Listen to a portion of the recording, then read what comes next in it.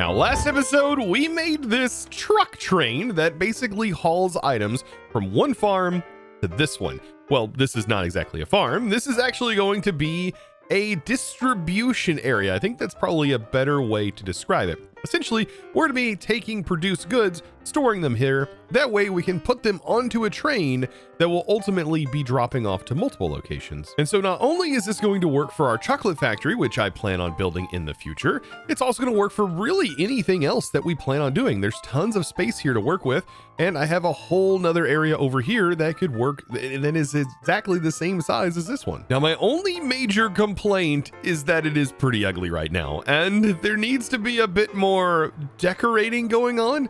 And today, I think, is going to be dedicated to actually getting this thing set. You know what? I really need to come up with a name and actually stick to it. I am really bad at that, but I do want to build this, and I have an idea of kind of what I want it to look like.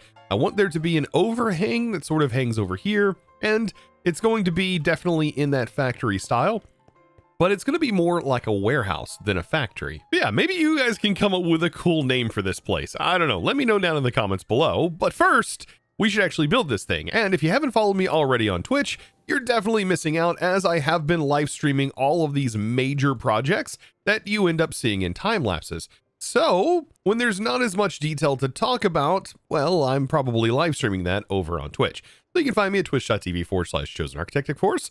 And without further ado, we might as well roll the time lapse.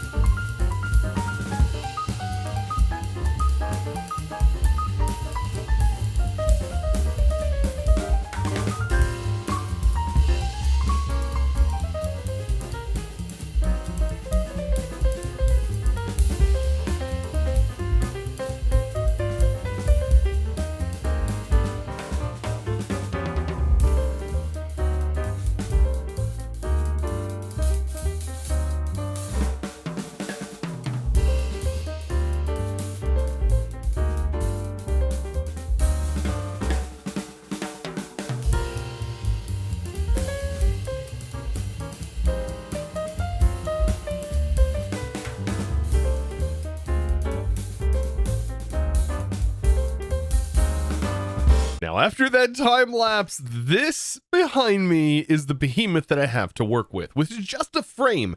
So we did get the frame set up, but there's still a lot of decorating that needs to be done. Holes need to be popped out. I need to essentially gain access to all of the sides of the walls. There's interior work that needs to be done, and not to mention thickening up a lot of the roof here and adding appropriate lighting. And then, of course, figuring out what to do with these pits down here. Like, what am I even going to do with this? Now, first of the things to do on the list is to thicken this up a little bit. And I was thinking what I could do is I could actually add another layer to the industrial iron here. And that's kind of why I left gaps on the roof. That way I could technically thicken this up a bit. Now, before I just jump in, I do want to explain some things that you may be questioning about the actual time lapse. Like, how was I building two sides at once? Well, that's the power of the Wand of Symmetry from Create. This is a fantastic item that allows you to build certain things. Like, for example, the way I've built my domes, I usually use this. So I only have to build like 1/8 of the actual dome. The rest just gets filled in by the Wand of Symmetry. So the whole time I've had this split right here in two. That way, when I build on this side, it also builds the exact copy on the other side, including breaking blocks. And this can be a super powerful tool for you to use whenever you're building large projects like this, saving you literally half the amount of time. And for example, like if I have it in my inventory, I can break it and it drops the block from over there over here as well. And when I place a block, it's going to place this block, taking 2 out of my inventory and sending the other block directly over there in its place. Pretty darn cool. But where it does suffer, unfortunately, is with shulker boxes. Do not place a filled shulker box if it's the same color, because it will take the shulker box that you placed and it will take another one out of your inventory, regardless of if it's filled or not, and it will place it on the other side and it will void the contents of that one. I did discover that while I was working on this, and it was quite unfortunate, and I lost quite a bit of deep slate in that process. So yeah, don't place shulker boxes while you have the Wand of Symmetry in your inventory. Bad idea, can definitely cause problems. So without further ado, it might be time now for me to start to thicken these up a bit, and I might actually thicken the top and also thicken the bottom. Now, not only do I need to thicken things up, which is already looking a little bit nicer being too thick on the roof, I need to take this right here, and I do need some more support beams that go along the center, which are going to need to connect to places like this and run all the way down. Otherwise, it just, like, how is this even being held up? So a few more like so. Now with these two, I did go in one block, giving it a little bit more depth, which is going to look really nice. And I'm using girders on the outside of this to thicken these up a bit. And I think what I'll do is I'll just add some of the shafts down the middle, like every few blocks, to make it look, you know, a little bit thicker there as well. And it also gives it a little bit more detail. So now after getting some of the girders in, I mean, it looks okay, but there's still a lot more. The roof really needs some thickening up as well. It just doesn't feel chunky enough. It really does need a lot more. So like for the hangers here, maybe this will make it look a little bit nicer here. We have this on the side. We hit it with some shafts. This makes it look like it's anchored into the wall. And then we can have one that is anchored in the wall right here. And then holding shift, we can get that placed in, and then definitely have one anchored like that. Yeah, and then we can extend this and have girders running along the top, looking like support beams. Now, I'm not liking this so much. I think when it comes to going around areas like this, I should probably do what I kind of did here, right? Where if it's coming off of an edge, it has a support, and then that support is a riser, and then we branch off even further. So for example, right here, then we would have a single shaft. That looks a whole lot better, I think, for those two tall areas. And that's going to have to take place over here too. Oh, and with getting all of these added in, having this like hanger that runs along the top, like makes it feel a bit more realistic, I think. And you know, that's the thing with big builds like these, the more support that you show, the more your brain goes, oh yeah, that's logical, that looks right. Like for example, this beam looks super thin compared to everything else, so I might just add another beam directly underneath it to thicken it up. Unfortunately, it automatically connects these sections together, but we can disconnect, but I only want it to be connected where the actual support beams run through. It gives it a little bit more detail. And then I think I'm almost done with girders. Just want to run one girder along the very, very center. Now for a little bit of lighting, I'm going to add these right here. That way I can get some lanterns hanging down. This will just be some lighting that's going to be directly underneath. Probably run some chains down this as well. Now to round out these areas and make them a little bit, I don't know, just shaped different. Like it felt like they were too perfect and too straight. I've added this. Now in the center columns, I do want to add a little bit of variance, and I'm thinking I could probably use crushing wheels, and thankfully I do have crushing wheels actually automated, so I can use them for decoration now. So with the crushing wheels in hand, we just building with these just feels wrong, because it feels like such an achievement whenever you get your first crushing wheels. but like after you get stuff automated, you can just make these like infinitely. Now, before I start adding any more detail besides what I've currently done, I think figuring out what to put in the pit is probably going to be a good idea. So we have a pit on this side and on the other side, and I can use the wand of symmetry for this as well, which is going to make it a little bit easier. But I think what I want to do is sort of mimic what we have at our other train yard, where it's a mix between like rooted dirt, and also coarse dirt. Making sure there's no gravel or anything like that, because this is probably going to be a pretty dead area, and probably want it to be a pretty dead area, considering it's going to be a place where trains typically pass through a lot. Pretty high traffic area, going to be a lot of workers down here maintaining all of the tracks and gravel and everything like that. Yeah, we can do that. So I'm actually going to be getting some use out of the dirt farm, and yeah, the packed mud and all of that. We'll have that mixed in with the dirt as well. I think that'll look pretty good. So now with the shuffle mod, what I'm going to end up doing is balancing this out and doing the percentages with rooted dirt. We'll have one stack packed mud, 2 stacks of coarse dirt, and then we're going to do 3 of the regular dirt. And that's going to be kind of the balance that I want. And so just turning on the shuffle mod, I'm able to get this all placed in like this. Now I got to be careful because the grass might actually grow. There is a chance, but yeah, I think overall this is going to be placed in. It's going to look really, really nice. And I want it to be at this level right here. And let me know down in the comments, what's your favorite block placing sound? Because I have to say, my new favorite block placing sound is definitely mud. It sounds so good. Like rooted dirt has an interesting sound, but the bass and the thud that's in the packed dirt, oh, I really like that. And I think this is a pretty nice looking layout. And I do got to check the other side. Did everything get laid out perfect over here? There's a couple of spots missing, but outside of that, due to some flowers, looks pretty darn good. Oh man, this is perfect. Now for the middle section, even though I know I haven't cleared out the holes for the storage units yet, I would like to have some like decorative storage maybe. And it would make the pit area look a little bit more interesting, because as of right now, there's like nothing going on. So I was thinking I could potentially have like a log here, and then we do something like this. And we add some like storage shelving that runs along the path here. Maybe the log should actually be vertical, so like this. Then we can have it go out a couple and then trap doors. This gets us a even nicer like transition there. And we have that run out until right about maybe here. We don't have to be perfect with it or anything. And then we can do another run on this side.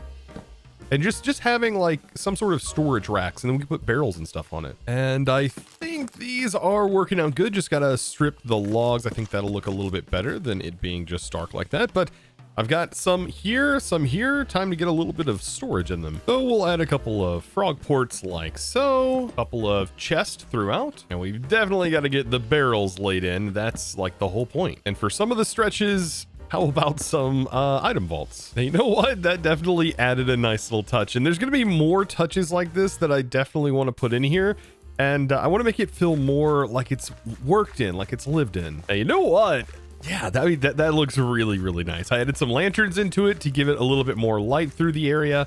But I think now I'm going to just go ahead and jump and get straight on the roof. Following the same theme that I've been going with throughout the entire like season so far is like kind of doing this little number here. So I want to have a fence that rotates in and out. And I have 3 different types. Just going to basically have it go through here, and then in the middle of this, what I'm going to end up doing is placing in those andesite bars, and it gives it a nice little touch, a nice little bit of detail on the roof. So now it's definitely time to start opening this up after getting what I can't look at this the same anymore after thinking about this. The more I look at this, the more this looks like anti-bird technology I put on the roof. Oh, to prevent birds from coming up here and roost. Oh man. You know what? It really is. That's exactly what this has turned out to be. Oh, I've drawn inspiration from like bad technology. I don't know. Anyways, I'm working on like kind of clearing this out now. And I want this to open up, and I might go the full length while leaving a 2-block gap on this side. We do, however, have to figure out some sort of like strapping or some way to make this look a little bit thicker than just a single thick brick wall. Like this looks so lame. Now ideas are flowing. I really like the way I have like a beam set up, and then I'm just using some chutes right here, and it gives it a nice angle going all the way up and connecting into the top. But it still looks super flat right here, and I'm trying to figure out a good way to manage that. Maybe I could add like a stair right here, and we can still have stairs, but I still think it's going to be just a little too flat. So now this is sort of what I've come up with. I've decided to fill the bottom with slabs, and it definitely makes it look a lot less flat, and added steps to it that match the roof. Now, I do want to actually place more steps in, and I want to line just like our other railway. I want to have some steps that go all along, just like this, all the way down. That way, when the train does pull into here, they have a very nice transition. So that's looking really good, but I still need to finish up the underside. And this looks really, really nice. So I'm just going to be rotating through different wall materials. And the walls look really good underneath these things, surprisingly. Well, in certain locations, I'll have to come back in here and probably replace it with regular blocks. Now this place is really starting to come together. Like all the way over there looks really, really nice. This section right here, nice contrast. And I now am trying to figure out some creative ways of getting lighting over here. And I was thinking, we have these shafts, and shafts have a really interesting thing that they can do. We can place brackets on them that actually go down, which gives us a solid like place to hook like lanterns to, which I think would fit perfect under here. But the hard part is just really trying to figure out, where do I even want to place lanterns? Like this looks like it should work. I wonder if I can actually hook chains to it, because it doesn't look like I can just hook lanterns directly to it just yet. Okay, so that actually does work quite well. I can use chains, which means I can vary the height. And we don't have to be so perfect where we place these, just so long as we have some placed in places that seem pretty dark.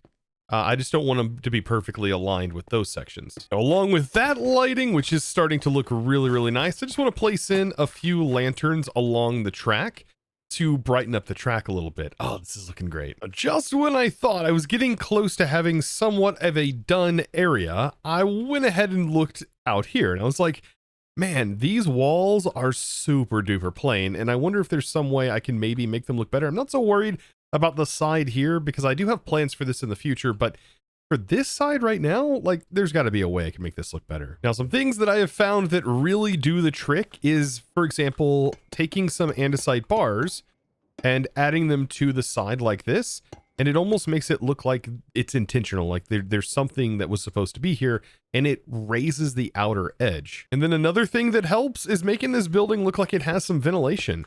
So if we just add some fans just like that, it definitely helps and starts to make this look even better. Ooh, I should probably double these up. Oh, that would look really nice as well. We can't have the fans just off by themselves, so I'll add some of this underneath, maybe even on the top. Yeah, and then up the middle, we could do something like this and run some piping all the way up here.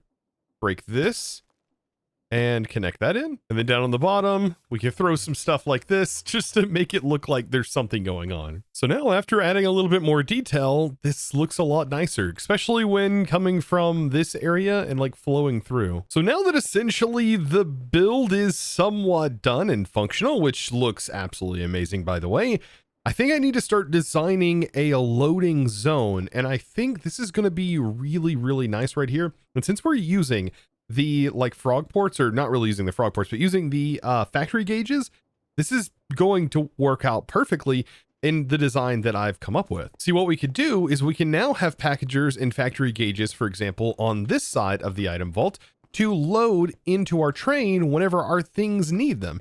So that way, whenever the things go in, essentially those packages will only be able to be pulled out of destinations that actually need them. Instead of using the trains to specifically route things, all we got to do is just have the train loop through all of the stations that it needs to go to, pick up supplies if there's supplies to pick up, and then drop them off if it can be dropped off at those locations. Like, it's a little bit harder to just explain this, but I'm pretty sure that we can also filter outgoing packages, or at least so I hope, and I hope that we can potentially have more than one. Now, what would be really nice is if we can use these package filters and, for example, put them in like an allow list filter, And like we have this package that's set up, and then in another list filter, we put this one. And so what should happen in this case is in this bone mill, if I put that filter in there, it should be able to accept both chocolate and also bone meal into it. Now I just need to pick up all of my packages, and I also added one just to test and make sure it blocks. So I also went ahead and grabbed a sugarcane. So if this works, it should accept the bone meal and the cocoa, and it shouldn't accept, for example, the sugarcane, just to make sure that all of our filter systems are working. So let's try this out. We'll throw the bone meal. That should pick up the bone meal. That goes in. Perfect. And then we have the cocoa beans. Oh, that means the filter definitely worked there. Now it should now ignore the sugarcane because it wasn't in the list.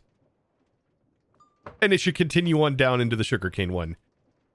Oh, this is phenomenal. So in my head, this saves and fixes a logistical problem that I've had with Create, and makes it so that way we don't have to worry about using frog ports or chains or anything like that.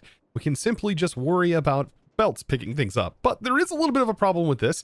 If the packager is filled, and this is how we're sending the items, and we're not actually using funnels, then we end up with a problem of backup. So this will end up going right here. And if this is full, it's actually just going to skip it. Unless we have a system that takes it and then reroutes it back, it's just going to end up falling off the edge. So in the grand scheme of things, we might need a package loop just to kind of keep the stuff kind of going back through. And we can either loop this on top, or we can actually loop this underneath as well, and then just have a long belt that sort of runs, drops down the package, and then just loops it back around into all of our loading vaults. Now that's not going to be an issue for the front area, which the front is actually going to be the similar request system to what we're doing off in the distance. However, we're going to have the belts that get loaded here on their requests to be sent to other locations. And this is where you're probably like, Chosen, this just seems really overcomplicated and convoluted, but in reality, it's not.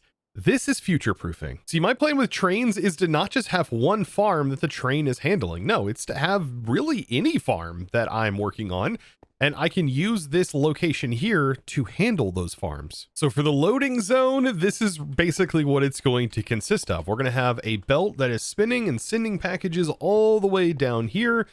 And then that is going to reach what is going to be the connector point for our storage train. The storage train is going to have a connection point that is going to be somewhere in the middle here, depending on how we build out the train. But regardless, it's going to have a point here and probably one on the other side. Now back to that looping scenario, something else we could also do in the process of doing a loop is simply have packages go here, and this gives us room for even more vaults to be stacked on top of this. So we can have another set of vaults that go up, and if we make sure the loop goes high enough to make the belt line like right here on this level, like, oh, that would be perfect. We should be able to pull items directly off of a depot. Like we don't even need the depot here. We just have a funnel here and we close off this chute, but we do need a fan that is pulling the items up. So I will have to connect into this up in the top. And looky there. Perfect. This is actually pulling items up, and we'll pull the packages all the way up in this area. And then what we can do is right here will be the belt line. And let's just assume that we have a scaffolding that's right here. The next step up would be where we can place another item vault, which would fit perfectly in this wall. And then on the front too, we can have packages unload the same way on the top and just have another belt line. Oh, this is working out perfectly in my head. I can't wait till this is all up and running, because as of right now, it really just feels like baby steps. Like we're like slowly working our way into getting this all done. I know you may be wondering, Chosen, why in the world are you using belts and not the actual chains? Aren't the chains better? And to that, I'm saying I really want to just use everything that is Create, not just specifically one thing. And I want to really try, because I've not seen a whole lot of people playing around with this. I want to just see what it's like to actually use the belt logistics as well with the packages and not just the chains, because I've already figured out the chains. That's how the mall works. It's pretty straightforward. The belt system, this is also really cool. So now that I've got all of the belts sort of configured and they're all up and running, what I can actually do is test the loop. Let's just make sure the loop actually works fully with packages. So for example, we can do a bone meal real quick, have it send out one package that's going to loop. And I've also set up a distribution area. So this is how it's actually going to be sent into the train, or at least that's my plan, is to have the train come over here. I might have to modify this a little bit, but we also have a top level, so that way I can have more of these containers that we output from.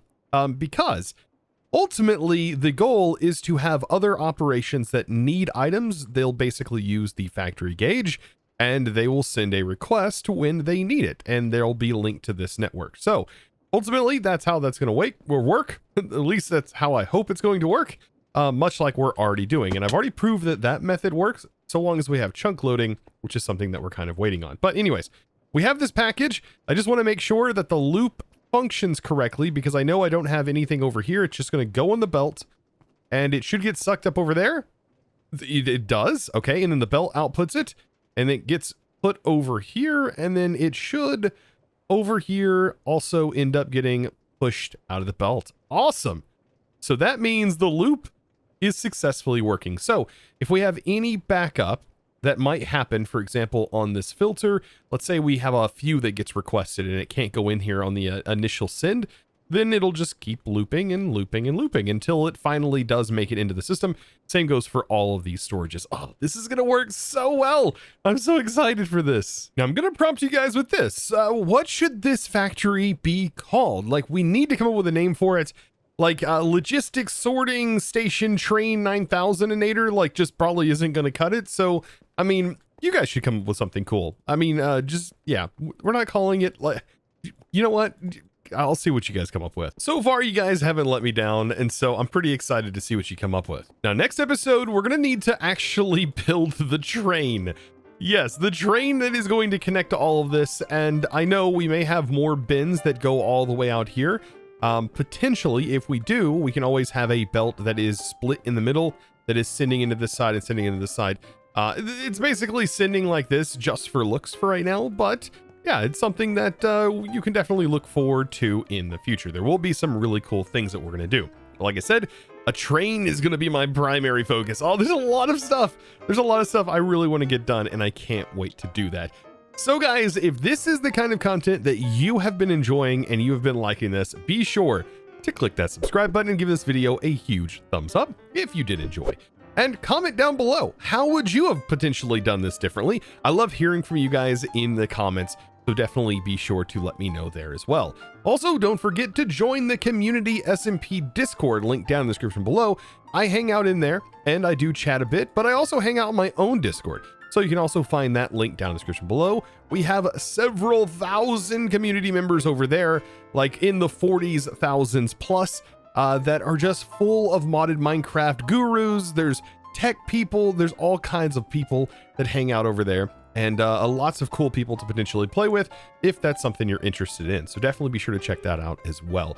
And well, with that, and speaking of Discord, it's now time for me to thank the amazing supporter of today's episode. And that amazing thanks is going to go out to Oodle the Noodles. Thank you so much for your amazing support and choosing to support me over on the Discord by becoming a Discord premium member and supporting me in one of the best ways possible. And thanks to all of my supporters, whether you support me on Patreon, over on Twitch, or here on YouTube. You guys are absolutely the boss. I do appreciate all of you guys, and you make these videos possible.